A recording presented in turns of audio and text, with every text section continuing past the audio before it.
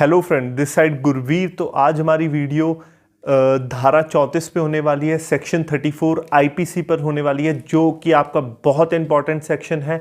Video पर बढ़ने से पहले मैं अपने व्यूअर्स को कहना चाहूँगा, जिन्होंने अभी तक चैनल सब्सक्राइब नहीं किया वो जल्द से जल्द चैनल सब्सक्राइब कर लीजिए और साथ में ही सब्सक्राइब का बटन दबाना बिल्कुल मत भूलिए, जिससे हमारी नई वीडियोस आप तक बहुत ईजिली पहुँचती रहती हैं। अब हम बढ़ते हैं अपने वीडियो की तरफ। जो वीडियो में हम बात करेंगे सेक्शन 34 की। सेक्शन 34 में सबसे पहले कॉमन इंटेंशन। अगर आप आईपीसी की बुक खोलते हैं तो एक मोस्टली एक क्रिमिनल जो होता है, क्रिमिनल एक्ट जो होता है वो इंटेंशन पे बेस होता है। आपने अक्सर सुना होगा एक्टस रिया, और एक्टस रिया के साथ मेंस रिया, दोनों ही बहुत इंपॉर्टेंट होते हैं। मेंस रिया मेंटल से होता है और एक्ट आपके फिजिकल उससे होता है। तो हम सेक्शन 34 की तरफ बढ़ते हैं। धारा 34 आपने अक्सर सुना होगा। सेक्शन 302 लगता है किसी पर मर्डर का अटैम्प्ट लगता है, या अटैम्प्ट टू मर्डर 307 में लगता है, या उस पर मर्डर लगता है तो साथ में कई बार धारा 34 भी लगा दी जाती है, और हम लोगों को ये नहीं पता होता कि धारा 34 किस लिए लगती है। तो मैं सबसे पहले धारा 34 सेक्शन 34 की एक बात क्लियर कर दूं आईपीसी के, कि इसमें आपका कोई स्पेसिफिक ऑफेंस नहीं करते आप। सेक्शन 34 कोई भी आपकी पनिशमेंट पर बात नहीं करता। ये कोई आपकी ये नहीं बताता कि आपको इतने साल की इसमें पनिशमेंट होगी। सिर्फ और सेक्शन 34 जो एक्सप्लेन करता है वो रूल ऑफ एविडेंस होता है। रूल ऑफ एविडेंस में आपको सेक्शन 34 की लैंग्वेज अगर मैं पढ़ूँ, अगर बेयर एक्ट से हम आईपीसी की बेयर एक्ट से सेक्शन 34 पढ़ते हैं तो उसमें लिखा है act done by several person in furtherance of common intention. इसका मतलब है एक एक्ट भी उसमें डेफिनेशन में सेक्शन में दे रखा है आईपीसी में। अगर आप एक्ट पढ़ें, एक्ट क्या चीज़ है? Act done by several person, एक नहीं बल्कि एक से ज़्यादा लोगों ने कोई भी ऑफेंस किया है with furtherance of common intention. एक आशय के साथ अगर किसी ने कोई ऑफेंस किया है वो सेक्शन 34 में आएगा। और सबसे इंपॉर्टेंट चीज़ आपको मैं इसमें बताना चाहूँगा, अगर हम एग्जाम्पल के तौर पर देखें, टेक एन एग्जाम्पल, एक मैं हूँ और एक आप हैं और एक आपका फ्रेंड है। हम तीनों ये प्लान करते हैं कि हमें एक बंदे को मारना है।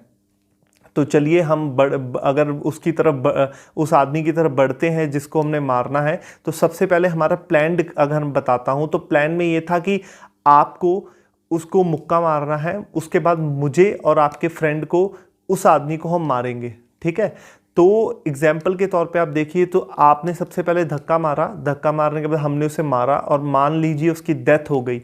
तो आप तो अपनी जगह सोच रहे होंगे कि आप बिल्कुल ठीक है, आपने तो धक्का ही मारा था, मारा तो हमने, बट नहीं, आपके ऊपर भी 302 धारा लगेगी, क्योंकि हमारी इंटेंशन एक थी। There was an pre planned, ठीक है, हमारा there was a prior meeting. जब ऑफेंस हुआ था उससे प्रायर हमारी मीटिंग हुई थी, जिसमें हमने डिसाइड किया था कि आप धक्का मारेंगे और मैं उसे डंडा मारूंगा, या जो भी हम जिस भी ऑब्जेक्ट से उसे मारेंगे। तो इस एग्जाम्पल में हमें क्लियर हो जाता है कि कॉमन इंटेंशन क्या चीज़ है। कॉमन इंटेंशन मतलब हमें उसे मारना है, हमारी एक पीछे इंटेंशन है काम करने की, हमें उसे मारना है। तो वो मर जाता है तो हम तीनों एक ही 302 प्लस 302 आईपीसी की और सेक्शन 34 आईपीसी का, ये दोनों सेक्शन हम तीनों पर लगेंगे। इसमें यह नहीं हो सकता कि आपने धक्का मारा है आपके ऊपर 302 नहीं बनती। हमारी इंटेंशन एक थी तो हम तीनों पर लगेगा। एक एग्जांपल और ले लेते हैं। मान लीजिए किसी कंट्री वॉर चल रहा है, किसी कंट्री के साथ। अब इस कंट्री में जो वॉर के टाइम पे सोल्जर्स हैं, कोई सोल्जर्स बॉम्ब अरेंज कर रहा है, कोई सोल्जर्स गन को पहुंचा रहा है बॉर्डर तक, कोई उसको गन से वहाँ पे फायर कर रहा है, कोई स्पाई कर रहा है, कोई दूरबीन से देख रहा है कि दुश्मन कहाँ पर है। तो ये सभी अगर वहाँ पर कहें कि ये देश नहीं बल्कि एक एक सोल्जर का इंटेंशन ये है कि हम जंग जीतें, तो अगर उनकी इंटेंशन एक है तो समझ रहे हैं ना। कॉमन इंटेंशन मतलब क्या होता है? कॉमन इंटेंशन मतलब हम सबका एक आशय है कि हमें जीतना है, हमें उस देश से वॉर में जीतना है, या हमें उस आदमी को मारना है। ये हमारी कॉमन इंटेंशन हुई। अगर हम ये सोचकर ये 2 से 3 आदमी घर से निकलते हैं मारने के लिए, तो उनकी इंटेंशन क्या है?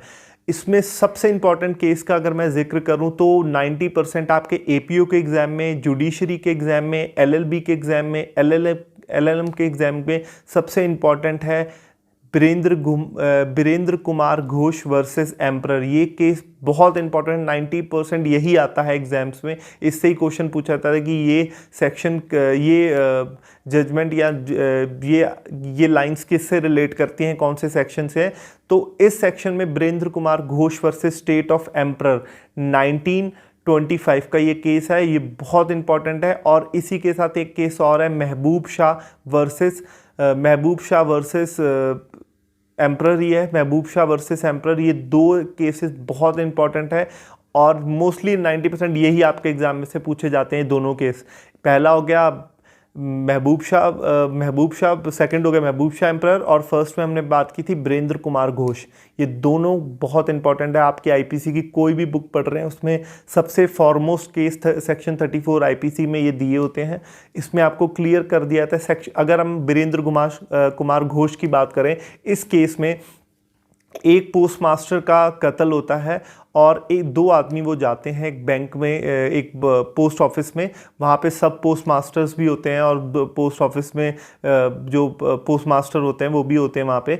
तो एक बीरेंद्र कुमार घोष है, उसकी ड्यूटी होती है कि वो बाहर खड़े होकर देखे कि कोई आ रहा है या कोई पुलिस वाला तो नहीं आ रहा है। अंदर एक दूसरा बंदा अंदर जाता है और वो उसे बोलता है कि पैसे दो। जितनी देर वो गिनता है उतनी देर में से गोली मार देता है। और बाद में बीरेंद्र कुमार घोष ये डिफेंस लेकर चलता है कि मैं तो सिर्फ बाहर खड़ा था, इसमें मैंने उसे गोली तो नहीं मारी, तो 302 मेरे पर नहीं लगनी चाहिए। पर कोर्ट ने बिल्कुल डिनाई करते हुए, बिल्कुल खारिज करते हुए ये जजमेंट में लिखा है। अगर बीरेंद्र कुमार घोष की वर्डिक्ट पढ़ेंगे तो उसमें सुप्रीम कोर्ट ने क्लियर दिया है कि अगर कोई पर्सन बाहर खड़े होकर वेट भी करता है तो उसको भी सर्व सेक्शन 34 में किया जाता है। अगर वेट वॉच कुछ भी करता है वो बाहर खड़े होकर, इस सेक्शन में बहुत क्लियर कट लाइंस दी थी।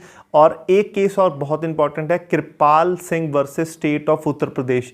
ये केस में बहुत इंपॉर्टेंट गाइडलाइंस दी थी सुप्रीम कोर्ट ने। उन्होंने कहा था कि प्रायर मीटिंग होना ज़रूरी नहीं है कि आप पहले मिलें।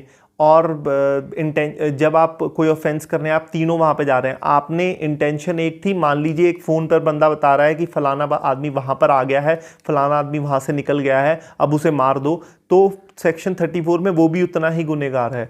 तो प्रायर मीटिंग होनी बहुत ज़रूरी नहीं है। आप बिल्कुल जब मारने जा रहे हैं वहाँ पर भी जाके आपकी अगर इंटेंशन एक है तो आप सेक्शन 34 के अंडर लायबल हैं। ज़रूरी नहीं है प्रायर मीटिंग हो इस सेक्शन में, ये कई लोगों को कन्फ्यूज़न होती है। तो आप ये वर्डिक्ट पढ़ें सुप्रीम कोर्ट का, कृपाल Singh versus state of Uttar Pradesh. इसमें आपको क्लियर कर दिया उन्होंने कि कैसे प्रायर मीटिंग के बिना भी किसी पर सेक्शन 34 लगा दिया जाता है आईपीसी का। और ये बहुत इंपॉर्टेंट है, इसमें आपको ज़्यादा कंफ्यूज होने की ज़रूरत नहीं है कि सेक्शन 34 कब लगता है। अगर कॉमन इंटेंशन के साथ कोई भी काम एक से ज़्यादा आदमियों ने किया है, सेक्शन 34 लगता है। When we talk about the ingredients of section 34, section 34 के इंग्रेडिएंट्स है, फर्स्ट है act done by several person, second में होगा कॉमन इंटेंशन के साथ हुआ है, थर्ड जो है वो जो कॉमन इंटेंशन हुई थी उसी के हिसाब से अगर वो सब काम होते हैं तो ये सब सेक्शन 34 के अंडर आते हैं। और इसमें इसके हिसाब से कोई बंदा काम करता है, कोई ऑफेंस करता है, उस पर सेक्शन 34 लगता है। ज़रूरी नहीं है सेक्शन 302 के साथ 307 के साथ लगे, बल्कि कई बार आपने देखा होगा कि रॉबरी, कोई चोरी भी करता है, धारा 34 उसके साथ भी लगा दी जाती है। तो सबसे इंपॉर्टेंट इसमें चीज़ है, एक से ज़्यादा आदमी अगर मिलकर कोई कॉमन एक आशय से कोई भी ऑफेंस करते हैं उनमें धारा 34 लगती है। ये वीडियो से मैं मानता हूँ आपको ये सेक्शन बहुत इजीली समझ आ गया होगा, बहुत इजी है। और सेकंड थिंग, ये दो केसेस जो बीरेंद्र कुमार घोष और सेकंड महबूब शाह वर्सेस एम्परर, ये बहुत इंपॉर्टेंट है। इसको आप 2 से 3 बार पढ़ें और आपको सेक्शन 34 क्लियर हो जाएगा। Thank you.